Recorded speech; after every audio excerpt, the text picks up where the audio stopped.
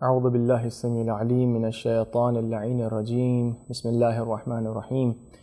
وصلی اللہ علی سیدنا محمد وآلہ الطاہرین اللہم صل علی محمد وآل محمد وعجل فرجہم بسم اللہ الرحمن الرحیم اللہم کل ولیک الحجۃ ابن الحسن صلواتک علیہ وعلی آبائہ فی هذه الساعة وفی کل ساعة ولیا وحافظا وقائدا وناصرا ودلیلا وعینا حتی تسکنہ ارضک طوعا وتمتعہ فیہا طویلا اللہم صل علی محمد وآل محمد وعجل فرجہم۔ عزیز سامعین اور ناظرین، آج ہمارا جو ہے وہ چھٹا درس ہے، اور آج جو آپ کے سامنے بات بیان کرنا ہے آپ کے سلیبس کے حساب سے وہ نبوت کے بارے میں ہے۔ آج کا درس اور انشاءاللہ بعد والا درس جو ہے وہ نبوت کے سلسلے میں ہوگا، لیکن نبوت کو ایک خاص پہلو سے دیکھیں گے ہم کہ نبوت جو ہے یہاں پر ایک خاص عنوان سے بیان کریں گے۔ یعنی کیا؟ یعنی ایک نبی کی کیا خصوصیات اور صفات ہونا چاہیے، اور انبیاء الہی کے اندر کون سی ایسی خصوصیات ہیں اور صفات ہونا چاہیے۔ البتہ تمام خصوصیات اور صفات بیان نہیں کر سکتے، وہ چیزیں کہ جن کے اوپر زیادہ اعتراض ہوتا ہے، زیادہ سوال کیا جاتا ہے اس کے بارے میں، اس کو آپ کے سامنے ڈسکس کرنا جو ہے وہ مقصود ہے۔ تو بہرحال ہمیں یہ معلوم ہے کہ ہمارا خالق اور ہمارا رب جو ہے وہ حکیم ہے، اور اس نے ہمیں بیکار اور بے فائدہ خلق نہیں کیا۔ چنانچہ سورہ مومنون میں یہ ارشاد ہو رہا ہے کہ افحسبتم انما خلقناکم عبثا وانکم الینا لا ترجعون، کیا تم یہ گمان کرتے ہو، کیا تم یہ سوچتے ہو کہ ہم نے تمہیں بیکار خلق کیا ہے؟ وانکم الینا لا ترجعون، تم ہمارے پاس واپس نہیں آؤ گے۔ تو یہ ایک لمحہ فکریہ ہے کہ وانکم الینا لا ترجعون، یعنی کیا تم اس بات پہ غور نہیں کر رہے ہو کہ تمہیں ہمارے پاس آنا ہے پلٹ کے؟ تو جب تمہیں ہمارے پاس پلٹ کے آنا ہے تو ہم نے تمہیں بیکار تو خلق کیا نہیں ہے، تمہیں ہم نے کسی مقصد کے تحت بھیجا ہے کہ وہ اچیو کر کے ہمارے پاس آؤ۔ اس کا مطلب یہ ہے کہ ایک ہدف ہے۔ اب ہدف کو کیسے ہم پائیں؟ تو اس کے لیے ہم نے عرض کیا تھا آپ کے سامنے کہ ایک تو انسان کی عقل ہے انسان کے پاس، کہ وہ انسان کو بہت ساری چیزوں میں رہنمائی کرتی ہے اور بہت ساری چیزوں میں رہنمائی نہیں کر پاتی، لہٰذا وحی اور انبیاء الہی کا سلسلہ شروع ہوتا ہے۔ تو ہمارے پاس دو چیزیں ہیں، ایک خود انسان جو ہے اپنی انسان جو ہے خود لیاقت، ذاتی صلاحیت، ان سب کی وجہ سے جو ہے، یعنی عقلی صلاحیت، فطری صلاحیت، ذاتی مزاج، شوق اس کا کیسا ہے، کتنا وہ دین کو سیکھنا چاہ رہا ہے، کتنا وہ جو ہے وہ دین کی طرف مائل ہے، اپنی زندگی کو دینی و متدین اور اللہ کی بتائے ہوئے راستے کے حساب سے چلنا چاہتا ہے۔ ایک تو یہ، دوسرے خود انبیاء کی جو بیرونی جو راستہ تھا، جو باہر سے جو حجج الہی اس کو گائیڈ کرتے ہیں انبیاء الہی، تو اس کے ذریعے انسان جو ہے وہ رہنمائی پاتا ہے، ہدایت پاتا ہے۔ تو یہ جو ہدف ہے خلقت کا وہ پورا ہوتا رہتا ہے۔ اب جب انبیاء ہمیں گائیڈ کریں گے اور وہ ہمیں بتائیں گے، اور ہمیں ان کو اپنے گائیڈ کے حساب سے اور ٹیچرز اور مینٹورز اور استادوں کے حساب سے زندگی بسر کرنا، اور انبیاء کو اس طرح ہمیں دیکھنا ہے، تو لازم ہے کہ ہم دیکھیں بھئی ان میں کیا خصوصیات ہونا چاہیے، یا کیا ایسی خصوصیت ہے ان میں کہ جو ہم ان کو فالو کریں۔ تو ہمارا جو آج کا جلسہ ہوگا وہ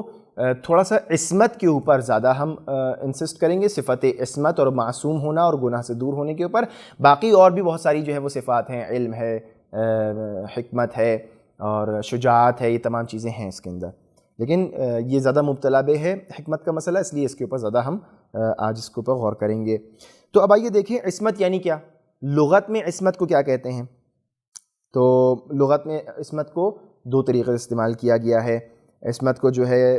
کلام عرب میں یہ عصامہ کے مادے سے، عین، صاد اور میم، عصامہ کے مادے سے ہے، اور یہ جو ہے وہ منع کرنا اور حفظ کرنے کے معنی میں مجموع البحرین کے حساب سے، مجموع البحرین جو ہے وہ لغت کی کتاب ہے، اس کے حساب سے جو ہے وہ منع کرنا، اور اصل میں ہم لوگ کہتے ہیں منع کرنا، لیکن اصل میں ہے منع کرنا اور حفظ کرنے کے معنی میں۔ کلام عرب میں جو ہے وہ عصمہ کو منع کہتے ہیں، اور عصمت کو کہتے ہیں الحفظ، یعنی حفظ کرنا۔ شیخ طوسی فرماتے ہیں کہ عصمت جو ہے، اب اصطلاحی معنی، شیخ طوسی فرماتے ہیں کہ عصمت جو ہے، العصمت لطف خفی یفعل اللہ تعالی بالمکلف، کہ ایک ایسا خفی لطف ہے کہ جو اللہ جو ہے وہ اپنے جو مکلف کے اوپر کرتا ہے، اس طریقے سے کہ وہ پھر جو ہے وہ انسان جو ہے وہ موٹیویٹ ہوتا ہے کہ وہ اچھائیاں کرے اور برائیوں سے دور رہے۔ لا یکون لہ داع الی ترک الطاعۃ وارتکاب المعصیہ مع قدرتہ علی ذلک، کہ اس کا اختیار بھی سلب نہ ہو اور وہ اچھے کاموں کی طرف راغب بھی ہوتا رہے۔ تو یہ لطف کا معنی کیا ہے کتاب باب ہادی عشر میں۔ تو اب یہاں پہ معلوم یہ ہو رہا ہے کہ پروردگار عالم نے انسان کے اوپر یہ لطف کیا ہے کہ وہ کچھ ایسی چیزوں کو دیکھ کر، کچھ ایسی چیزوں کو سمجھ کے اس کے لیے راستے فراہم ہو جائیں، بغیر یہ کہ اس کا اختیار سلب ہو، وہ خود جو ہے وہ اپنے آپ کو گناہ سے دور اور نیکی سے نزدیک کر سکے۔ وہ راستے وہی معصوم کا ہونا، اور انبیاء الہی کا ہونا، حجج الہی کا ہونا، اور عقل اور ضمیر اور شعور و فطرت، جو ہم نے آپ کے سامنے چیزیں بیان کی ہیں۔ امام علیہ الصلوۃ والسلام فرماتے ہیں کہ معصوم کون ہے؟ المعصوم هو الممتنع باللہ من جمیع محارم اللہ، وقال اللہ تبارک و تعالی ومن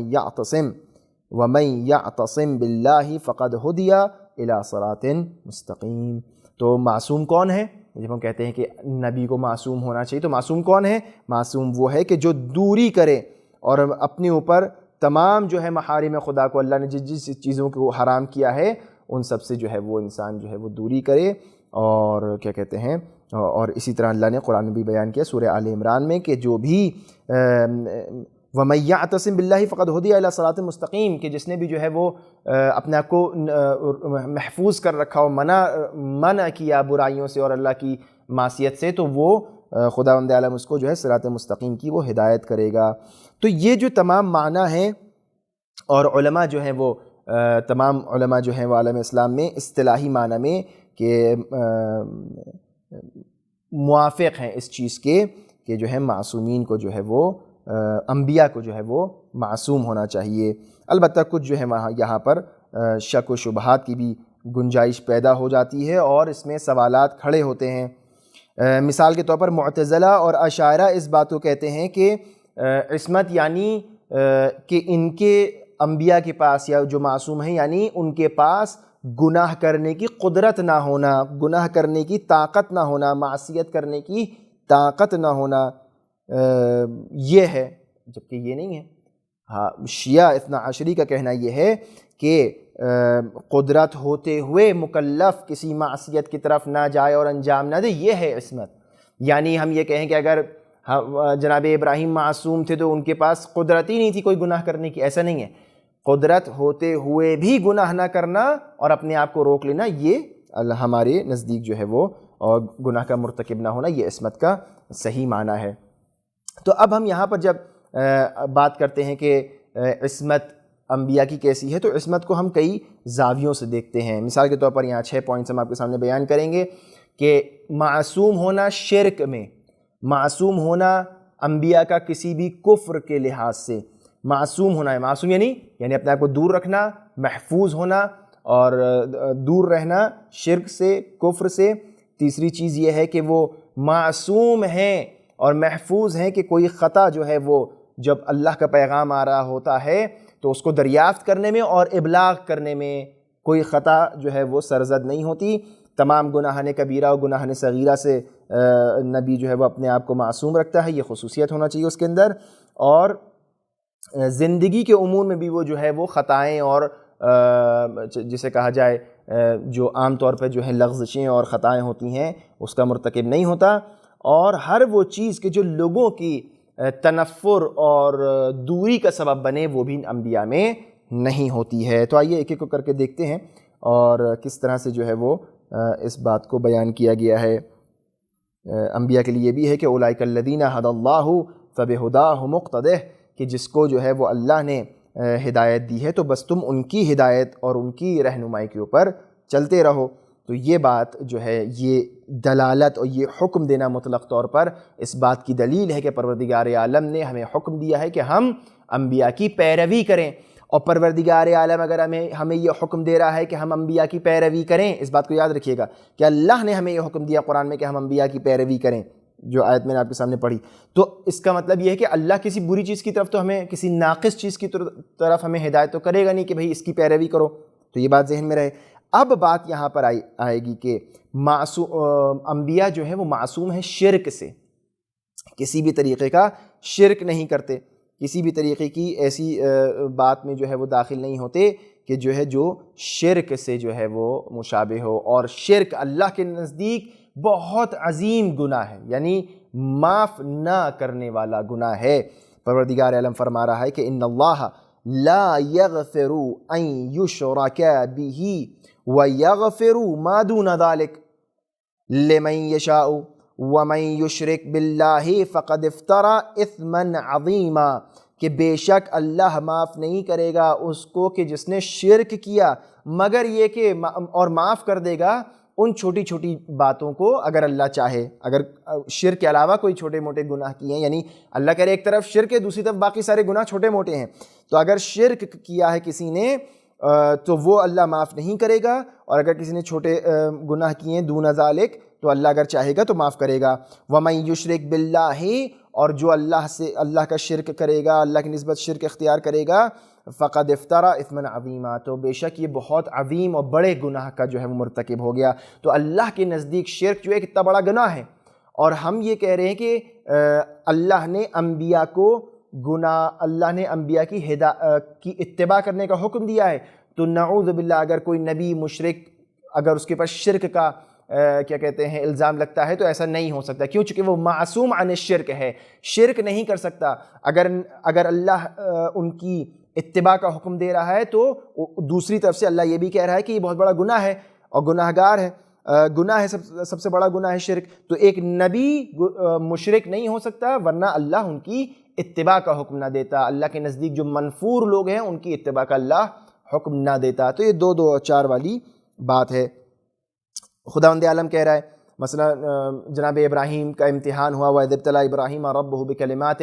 فَأَتَمَّهُنَّ قَالَ إِنِّي جَاعِلُكَ لِلنَّاسِ إِمَامًا قَالَ وَمِن ذُرِّيَّتِي قَالَ لَا يَنَالُ عَهْدِ الظَّالِمِينَ، کہ ہم اپنا اس عہد نبوت، ہماری جو منصب نبوت ہے یہ ہم ظالمین کو نہیں دیں گے، یعنی جو گناہ کر رہے ہوں گے، یعنی جو حق تلفیاں کر رہے ہوں گے ہم انہیں نہیں دیں گے۔ ٹھیک، تو اب ہمیں یہاں پر یہ بھی سمجھ میں آتا ہے کہ جو شرک ہے اور کیا کہتے ہیں شرک جو ہے وہ ظلم ہے، اور اللہ نے کہا ہے کہ ہم اپنی نبوت کو ظالمین کو نہیں دیں گے، لہٰذا انبیاء مشرک نہیں ہو سکتے، انبیاء ظالم نہیں ہو سکتے، اور انبیاء جو ہیں وہ معصوم عن الشرک ہیں۔ تو سب سے پہلی یہ بات یہ ہوگی۔ اب دوسری بات یہ ہے کہ معصوم عن الکفر، کفر اور شرک میں آپ کو فرق معلوم ہے۔ کفر یعنی یکسر انکار کر دینا کہ نہیں ہے کوئی الہ، کوئی معبود نہیں ہے اس دنیا کا، خود بخود یہ دنیا وجود میں آ گئی، کفر کر دینا، یا مطلب چھپانا، کسی چیز کا انکار کرنا۔ اور شرک کا مطلب یہ ہے کہ اللہ کو مانتا ہے انسان اور اس اللہ کے ساتھ کسی اور کو شریک کر رہا ہے، کہ اللہ کے ساتھ ساتھ ایک خدا ہے اور خدا کے ساتھ ساتھ دوسرا ایک اور بھی خدا ہے۔ تو یہ شرک اور کفر میں فرق ہے۔ کفر یعنی کیا؟ کفر یعنی چھپانا، کفر یعنی جو ہے وہ کسی چیز کا غائب کر دینا، پنہان اور پوشیدہ کر دینا۔ لہٰذا عرب میں پوشیدہ کرنے کو جو ہے وہ کہتے ہیں، مثال کے طور پر مفردات میں لکھا ہے کہ جو کسان ہے اور جب وہ بیج بوتا ہے تو جب وہ بیج بو رہا ہوتا ہے اور خاک کے دل میں اس مٹی کے اندر اس کو چھپا رہا ہوتا ہے تو اس صورت میں جو ہے اس کسان کو بھی کافر کہا جاتا ہے کہ یہ چھپا رہا ہے، کفرا یعنی یہ چھپا رہا ہے اس بذر کو اور اس بیج کو پنہان کر رہا ہے۔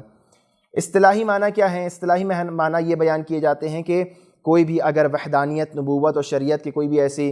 جو لازمی باتیں ہیں اس کا انکار کر دے، وحدانیت کا، نبوت کا اور شریعت کا اور دین کا، تو جو ہے وہ کافر کہلاتا ہے۔ تمام یہ تمام چیزیں، یا یہ کہ جو ہے وہ اللہ کی عدالت یا اس کی کسی خاص خصوصیت کا انکار کرے تو وہ کافر ہو گیا. تو یہ تمام جو ہے وہ معنی ہیں کفر کے. اور ہمیں یہ بتانا ہے کہ انبیاء کفر نہیں کرتے، انبیاء کفر نہیں کرتے. واضح دلیل ہے. کیوں؟ چونکہ تمام انبیاء جتنے بھی آئے ان سب نے جو ہے وہ استقامت اور پائیداری کا جو ہے وہ نمونہ پیش کیا. جناب ابراہیم نے جو ہے وہ آگ میں جانے سے لے کر اپنے بچے کے اوپر جو ہے وہ اللہ کے لیے قربان کر دینے تک کا جو جذبہ وہ دکھایا. تو یہ کیسا، یہ ممکن نہیں ہے کہ یہ شخص کفر کرے، نبی کفر کرے. جناب موسیٰ کا عقیدہ اللہ اور خداوند عالم کے اوپر تمام عمر اسی میں گزری کہ انہوں نے جو ہے وہ اپنی سلطنت و جائیداد چھوڑ دی، فرعون کے اس قصر میں سے نکل آئے، اللہ کے راستے میں چلے اور تمام مشکلات و مصیبتیں برداشت کیں. جناب یحییٰ کی مظلومانہ شہادت جو تھی، یعنی موت تک پہنچ گئے، وہ شہید ہو گئے لیکن کفر نہیں اختیار کیا، لا الہ الا اللہ کا پرچم بلند رکھا. رسول اکرم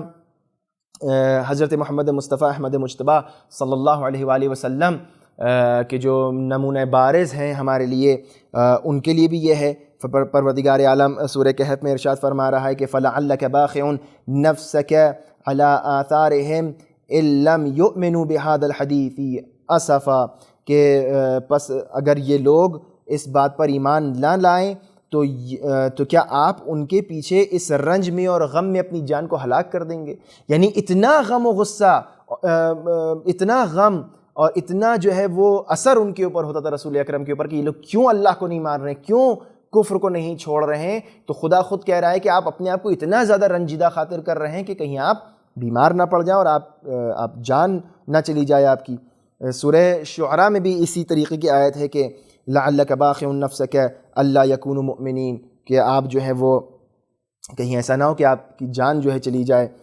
اس غم میں اور اس ناراحتی میں اور اس افسوس میں کہ یہ لوگ ایمان کیوں نہیں لا رہے ہیں. تو ظاہر سی بات ہے اگر انبیاء اس طریقے کا جذبہ دکھا رہے ہیں تو انبیاء کے اندر عصمت کفر ہے، یعنی عصمت عن الکفر ہیں، معصوم عن الکفر ہیں.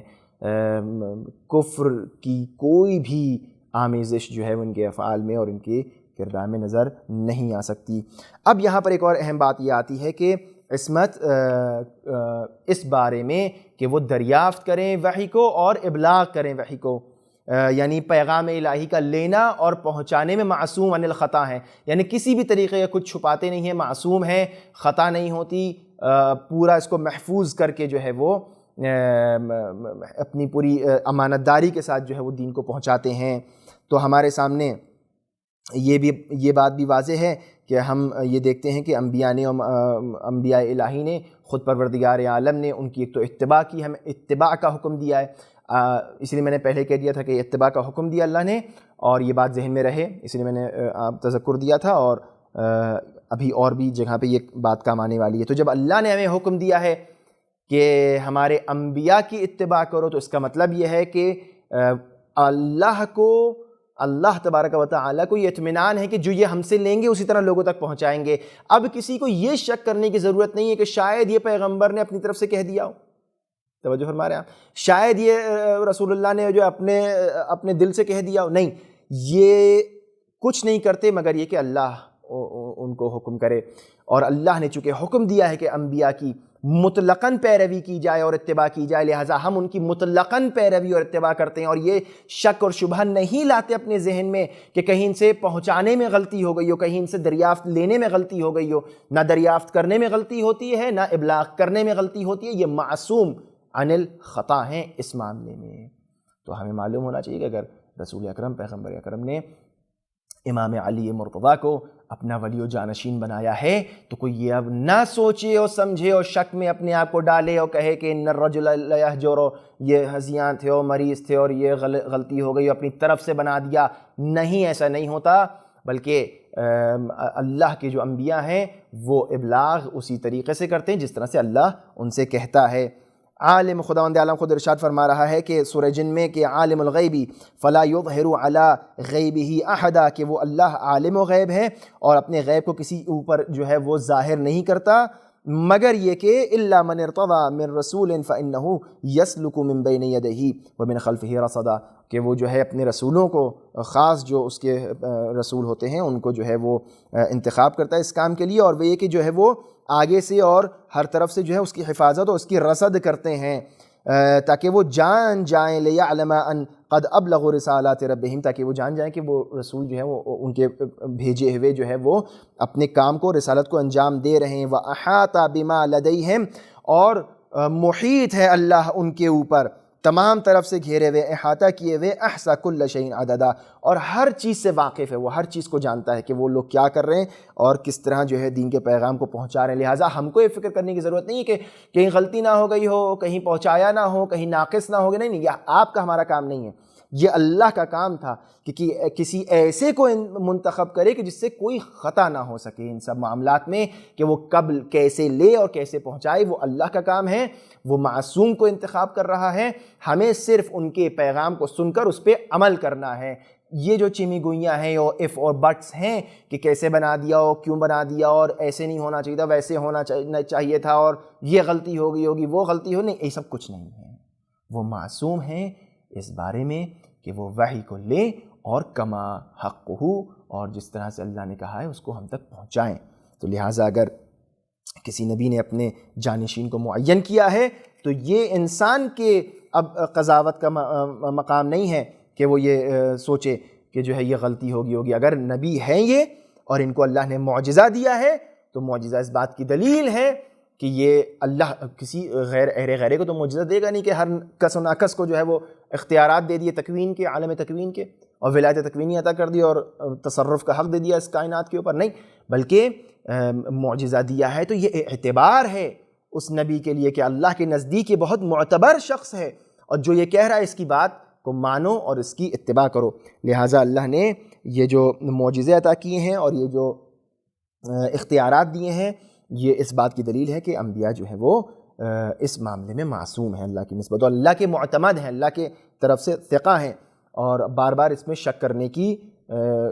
ضرورت نہیں ہے۔ اب یہاں پر ایک اور معاملہ یہ آتا ہے کہ انبیاء جو ہیں وہ گناہ کبیرہ اور صغیرہ سے بھی جو ہے وہ معصوم ہیں، اور عقلی دلیلیں بھی اس کے موجود ہیں، نقلی دلیلیں بھی اس کے اوپر موجود ہیں، اور ہمارا اور امامیہ شیعہ عقیدہ یہ ہے کہ تمام انبیاء جو ہیں وہ گناہان کبیرہ اور صغیرہ سے جو ہے وہ بچپنے سے لے کر، جب سے پیدا ہوئے تب سے لے کر آخر تک معصوم ہیں۔ یہ نہیں کہ جب نبوت مل گئی تب سے، نہ، ہمیشہ سے معصوم ہیں، کوئی بھی گناہ کبیرہ اور صغیرہ سرزد نہیں ہو سکتا۔ سب سے پہلی بات تو یہ ہے، دلیل یہ ہے کہ اگر ایسا ہوتا کہ جو ہے وہ خطا کی گنجائش ہوتی ہے اور امکان ہوتا، اور گناہ کا امکان اور خطا ہوتی، یعنی یہ بتانا چاہ رہے ہیں کہ اگر کسی سے آپ نے بچپنے میں بھی خطا اور گناہ دیکھ لیے تو اس کا مطلب ہے کہ وہ نبی یا معصوم کا درجہ نہیں رکھ سکتا، امام تو دور کی بات، وہ نہیں ہے، وہ اس مقام پر نبی نہیں ہے، وہ رسول نہیں ہے، لہٰذا بہت سارے جو جھوٹے دعوے دار ہیں ان کے لیے وہ سب ان چیزوں سے خارج ہو جاتے ہیں۔ اب یہاں پر ایک نقض غرض ہو جاتی ہے، یعنی کیا؟ یعنی جو غرض ہے خداوند عالم کی وہ نقض ہو جائے گی، وہ باطل ہو جائے گی۔ اللہ کی غرض یہ ہے کہ لوگ ہدایت پائیں، اللہ کی غرض یہ ہے کہ وہ معصیت نہ کریں، اللہ کی غرض یہ ہے کہ لوگ جو ہے وہ گناہ نہ کریں، اور اگر نبی جو ہے وہ گناہ کر رہا ہوگا، اگر نبی گناہ گار ہوگا، اگر نبی نے اپنی زندگی میں گناہ کیے ہوں گے تو اس کا مطلب یہ ہے کہ، اور اللہ نے اس طرف ہم سے کہا ہے کہ ان کی اتباع کرو، تو اس کا مطلب یہ کہ اللہ ہم سے یہ کہہ رہا ہے کہ ان کی گناہ میں بھی اتباع کرو، نعوذ باللہ، یہ تو نقض غرض ہو جائے گا، یہ بات باطل ہو جائے گی۔ یا اگر وہ معصوم ہیں تو ہماری نمون عمل ہیں اور ہمیں ان کی مطلقاً اتباع کرنا ہے، اور اگر اتباع کا ہمیں حکم ہے تو پھر ہم ان کی اتباع اگر مطلق ہے تو گناہ بھی کریں اور عبادتوں میں بھی کریں، تو یہ تو نقض غرض ہو جائے گا، یہ تو غلط بات ہو جائے گی کہ اگر کوئی شخص ہے وہ گناہ گار ہے اور اللہ کہہ رہا ہے اس کی اتباع کرو، تو اللہ اس کا مطلب یہ کہہ رہا ہے کہ اس کی گناہ میں اتباع کرو، تو یہ تو بات عقل میں نہیں آتی ہے، اور اللہ کے جو لطف ہے اس کے خلاف ہے یہ بات۔ اور دوسری بات یہ ہے کہ اگر انسان یہ دیکھے گا کہ جو ہے نبی جو ہے وہ خطا کار ہے، نعوذ باللہ کوئی نبی جو ہے وہ جھوٹ بول رہا ہے، ہو ہی نہیں سکتا ایسا، کسی کو نبی مان بیٹھے ہیں وہ جھوٹا ہے، کسی کو نبی مان بیٹھے ہیں اور وہ کیا کہتے ہیں غلطیاں کر رہا ہے، تو اس کا مطلب کیا ہے؟ اس کا مطلب یہ ہے کہ لوگوں کا اعتماد جو ہے، لوگوں کا جو ٹرسٹ ہے، لوگوں کا جو اطمینان ہے اس کے اوپر وہ کھو جائے گا، اور جب لوگ اپنا اطمینان کھونے لگیں گے اس کے اوپر سے تو اس کا مطلب یہ ہے کہ، اور اسی طرح سے یہ بھی ہے، ہو سکتا ہے کوئی یہ کہے کہ نہیں صاحب وہ گناہ تو نہیں کرتے لیکن ممکن ہے گناہ کریں، آج تک گناہ کیا نہیں کبھی لیکن ممکن ہے گناہ ہو جائے. بات ایک فرق ہے. کچھ لوگ یہ کہتے ہیں کہ گناہ کیا ہے، انبیاء گناہ کرتے تھے اور بچپنے میں گناہ ہوئے تھے، تو ہمارا کہنا یہ کہ بچپنے سے پیدائش سے لے کر موت تک کوئی گناہ نہیں ہے، نہ گناہ کبیرہ نہ گناہ صغیرہ. اور اگر یہ کوئی کہے کہ نہیں کیا کبھی نہیں گناہ لیکن کر سکتے ہیں تو یہ بھی باطل ہے. نہیں، عصمت کا مطلب یہ نہیں کہ یعنی عصمت کا مطلب یہ ہے کہ ہاں قدرت ہے ان کے پاس، اختیار ہے ان کے پاس، لیکن یہ کہ وہ ہم یہ اپنے عقیدے میں لے کر آ جائیں بات، یہ غلط ہو جائے گی. کیوں؟ چونکہ یہ پھر سے کوئی یہ کہے کہ وہ کر سکتے ہیں، اس کا مطلب یہ کیا ہوگا ہمیں نہیں معلوم. نتیجہ یہ ہے کیا ہوگا ہمیں نہیں معلوم، اور لہٰذا وہ اطمینان اور جو ٹرسٹ ہے اور اعتماد جو ہے وہ خدشہ دار ہو جائے گا، وہ کم ہو جائے گا. اور جو اعتماد و یقین ہے کہ نبی بولے اور انسان جو ہے اپنی جان کو جو ہے ہتھیلی پر کے سامنے آ جائے اور تمام اختیارات اپنی زندگی کے اس کے ہاتھ میں دے دے، یہ نہیں ہو سکے گا. یہ نہیں ہو سکے گا چونکہ ٹرسٹ بلڈنگ کا جو کام ہے وہ ٹرسٹ اسی وقت بلڈ ہو پائے گا جب ہمیں پوری طریقے سے اعتماد اور اطمینان ہو. لہٰذا نبی جو ہے وہ تربیتی پہلو سے ضروری ہے کہ نبی معصوم ہو عن الخطا، عن المعصیہ، کیا کہتے ہیں جو بھی خطائیں ہیں، گناہ کبیرہ ہیں، گناہ صغیرہ، ان سب سے معصوم ہو. اور چونکہ یہ جو ہم نے بات کہی کہ نبی جو اپنی تمام زندگی کے امور میں بھی غلطیوں سے دور ہو، اس کا بھی یہی جواب ہے. اس کا بھی یہی جواب ہے کہ انسان جو ہے بہرحال اپنے لیے جو ہے ایک نمونہ عمل اختیار کرتا ہے اور ایک اسوہ حسنہ قرار دینا چاہتا ہے. اور اگر اسوہ حسنہ انسان کا غلط ہو، اپنی زندگی میں جو ہے وہ خطائیں کر رہا ہو، انسان معصیتیں کر رہا ہو، گناہ نہیں غلطیاں لغزشیں ہو رہی ہوں، ٹرائل اور ایرر والی بات ہو رہی ہو حتیٰ اس حد میں بھی، تو وہ جو ہے وہ انسان جو ہے وہ اسوہ حسنہ نہیں بن سکتا. اور نبی چونکہ اسوہ حسنہ ہوتا ہے ہر زمانے والوں کے لیے، اپنے زمانے والوں کے لیے، لہٰذا جو ہے وہ تمام اپنے زندگی کے امور میں کوئی غلطی نہیں کرتا، کوئی خطا نہیں کرتا. اب یہاں پر آئیے دیکھیں کہ جو ہم نے بات کی تھی دلیل عقلی کی کہ نبی جو ہے وہ عقلی طور پر جو ہے وہ معصوم ہوتا ہے، تو یہاں پر کچھ باتیں بیان کرتے ہیں آپ کے سامنے کہ کس طریقے سے جو ہے وہ نبی جو ہے وہ معصوم ہوتا ہے. دلیل عقلی کیا ہے؟ سب سے پہلی دلیل عقلی یہ ہے کہ ہم جب یہ کہتے ہیں کہ نبی جو ہے وہ معصوم ہے تو یعنی کیا؟ یعنی وہ گناہ سے دور ہے، یعنی وہ گناہ اور اللہ کی معصیت نہیں کرتا. تو جب ہم یہ کہتے ہیں اللہ کی معصیت نہیں کرتا تو آئیے دیکھیں کہ جو لوگ اللہ کی معصیت کرتے ہیں اس کا کیا سبب بنتا ہے. تو بتایا جاتا ہے کہ اس کے جو عوامل درونی ہیں اور جو انٹرنل فیکٹرز ہیں ان میں سے ایک اہم فیکٹر یہ ہے کہ انسان جو ہے وہ اس کے اوپر شہوتیں غالب آ جاتی ہیں، یعنی انسان اپنی شہوت کا شکار ہو جاتا ہے، شہوت پرست ہو جاتا ہے، لہٰذا گناہ کر بیٹھتا ہے. ایک یہ. دوسری بات یہ جہالت، انسان جہالت کی وجہ سے کہ شاید اس کو پتہ ہی نہیں تھا کہ یہ گناہ ہے اللہ کے نزدیک، یعنی وہ جانتا ہی نہیں تھا کہ اللہ اس سے ناراض ہو جائے گا، یا یہ وجہ ہوگی، اس کے علاوہ تو ہے ہی نہیں، یا ہوا و ہوس ہے یا انسان کی جہالت ہے. اور یہ دونوں عوامل کہ جو انسان کہ جو گناہ کی طرف لے کے جاتے ہیں، معصیت کی طرف لے کے جاتے ہیں، شہوت اور جہالت، یہ دونوں چیزیں جو ہیں وہ خداوند عالم یعنی انبیاء کے اندر موجود نہیں ہے کہ شہوت ان کے اوپر غالب آ جائے اور جہالت ان سے دور ہے، یعنی وہ عالم ہیں اپنے زمانے میں سب سے زیادہ علم رکھنے والے ہیں. لہٰذا چونکہ یہ دونوں چیزیں انبیاء میں نہیں پائی جاتی، اس لیے نبی جو ہے وہ کبھی بھی گناہ نہیں کرتا. امام علیہ الصلوۃ والسلام فرماتے ہیں کہ قرنت الحکمت بالعصمہ، یعنی ہم نے حکمت کو، دانش کو، علم کو، فہم اور فراست کو ہم نے عصمت کے ساتھ رکھا ہے. یعنی جہاں جہاں بھی علم اور معرفت اور حکمت ہوگی وہاں پر معصیت ہوگی، وہاں پر عصمت ہوگی، معاف کیجیے گا، وہاں پر عصمت ہوگی. لہٰذا یہ دونوں چیزیں علم اور حکمت ساتھ ساتھ رہنے والی چیزیں ہیں. چونکہ انبیاء حکیم ترین اشخاص ہیں لہٰذا وہ معصوم بھی ہیں. اب یہاں پر جو ہے وہ دوسری دلیل یہ جو بیان کی جاتی ہے وہ یہ ہے کہ جیسے کہ میں نے ابھی تھوڑی دیر پہلے آپ کے سامنے عرض کیا، یہ عقلی دلیل بھی ہے کہ اگر اللہ نے اپنے ہادی بھیجے ہیں، نمونہ عمل بھیجے ہیں کہ لوگ ان کو دیکھ کر ان پر ان کو اپنے لیے نمونہ عمل قرار دیں اور ان کی باتوں کو سنیں، ان کی باتوں پر توجہ دیں، تو ضروری ہے کہ لوگوں کا اعتماد ہو ان کے اوپر، ان انبیاء الہی کے اوپر۔ اگر اعتماد نہیں ہوگا تو لوگ ان کی بات نہیں سنیں گے، اور اگر اعتماد ہوگا تو لوگ بات سنیں گے۔ لہٰذا جو کاروان ہدایت ہے اور جو انسانیت کاروان ہے ہدایت کے سائے میں جو چلنا چاہتا ہے وہ چلتا رہے گا، رواں دواں رہے گا۔ تو اب اگر یہ گناہ کرتے نظر آئیں تو عقل یہ کہتی ہے کہ وہ اعتماد کھوتا رہے گا۔ لہٰذا عقلی دلیل ایک اور یہ ہے کہ اعتماد حاصل کرنے کے لیے ضروری یہ ہے کہ معصوم ہو۔ اب یہاں پر ایک اور بات جو ہے وہ بیان کی جاتی ہے، وہ یہ کہ پروردگار عالم نے جو انبیاء کو معجزات دیے ہیں، انبیاء کو جو علم دیا ہے، انبیاء کو جو اختیارات دیے ہیں، وہ اس بات کی دلیل ہیں کہ وہ شائستہ ہیں، وہ افراد جو ہیں وہ صاحب صلاحیت ہیں، ان کو جو ہے فالو کیا جائے، ان کو اپنے لیے نمونہ عمل قرار دیا جائے۔ اور یہ تمام چیزیں عقلی طور پر دلیل بنتی ہیں کہ پروردگار عالم کسی غیرے کو یہ اختیارات نہیں دیتا، کسی ایسے کو کہ جس کے اوپر اعتماد نہ ہو، یعنی اللہ کسی پر اعتماد کرے بہت بڑی بات ہے، یعنی اعتبار حاصل کرنے کے لیے بہت اہم یہ بات جو ہے وہ بیان کی جاتی ہے۔ اور یہ کہا جاتا ہے کہ اگر جو ہے وہ کسی نالائق آدمی کو، کسی ناشائستہ کو جو ہے اللہ اتنی بڑی مأموریت اور اتنا بڑا کام دے دے تو اس کا مطلب یہ ہے کہ جو ہے وہ اللہ حکیم نہیں ہے، دانا نہیں ہے، عادل نہیں ہے، لیکن اللہ نے دیا ہے اس شخص کو، اس کا مطلب یہ کہ جو ہے یہی نبی ہے اور یہ معصوم اور خطا سے دور ہے، اور اس کے دل میں کوئی تاریکی نہیں ہے، اس کے دل میں کوئی کجی نہیں ہے، لہٰذا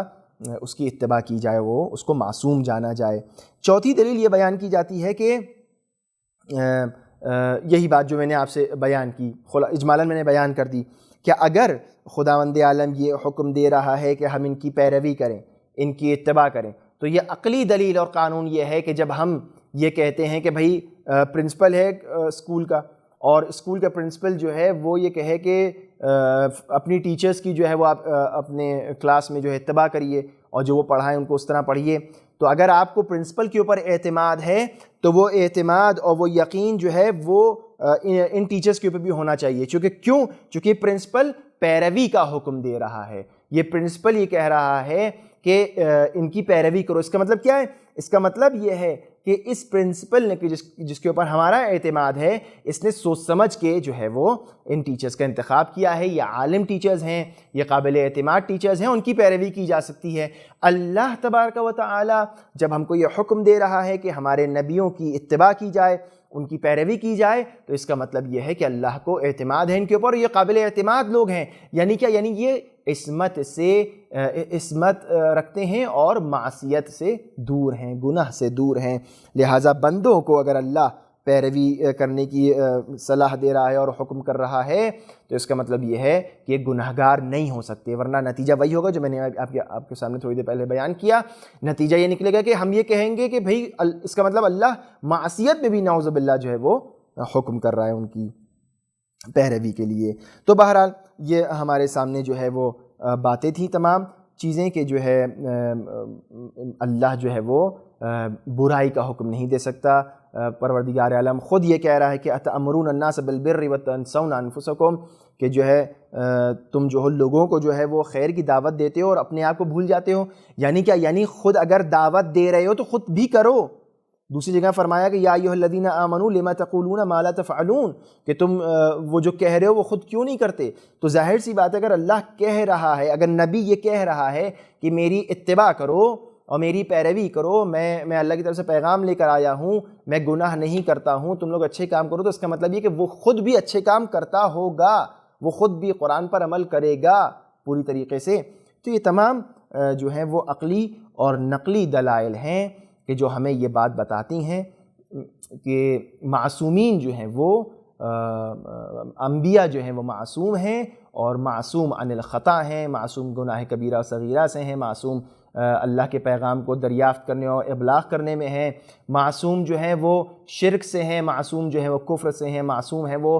کہ چھوٹی چھوٹی جو دنیا کے امور ہیں ان میں غلطی اور خامی نہیں ہوتی، اور وہ تمام چیزیں کہ جو لوگوں کا ٹرسٹ جو ہے ٹوٹ جائے اور اعتماد خراب ہو جائے یا لوگوں کو متنفر ہو جائیں، لوگ دور بھاگنے لگیں، ایسی چیزیں انبیاء میں نہیں پائی جاتی۔ تو اب یہاں تک یہ بات کلیئر ہوئی کہ انبیاء میں بہت ساری صفات ہیں، ان میں سے ایک بہت اہم صفت یہ ہے صفت عصمت، کہ جو مختلف شعبوں میں اور مختلف اقسام کی ہو سکتی ہے، وہ آپ کے سامنے بیان کی گئی. اور یہ جو تمام چیزیں آپ کے سامنے بیان کی گئی ہیں یہ کسی ہدف اور مقصد کے تحت بیان کی گئی ہیں، چونکہ اکثر انہی صفات اور خصوصیات کے اوپر